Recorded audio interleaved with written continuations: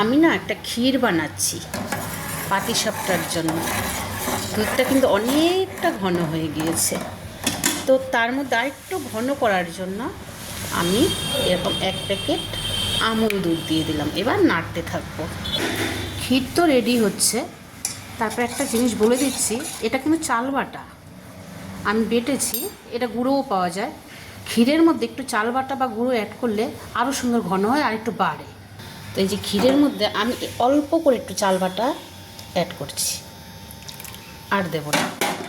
আরও সুন্দর ঘন হয়ে যাবে আর একটু বাড়বেও।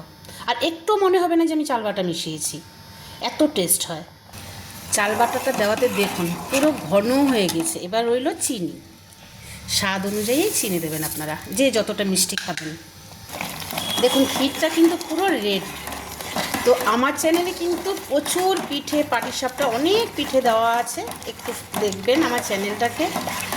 আর এরকম নতুন নতুন ভিডিও পেতে আমাকে একটা সাবস্ক্রাইব করবেন। এখন এই অবধি এটা ঢেলে দেবো। এক্ষুনি ঢেলে দিলে কী হবে, আরও শক্ত হয়ে যাবে।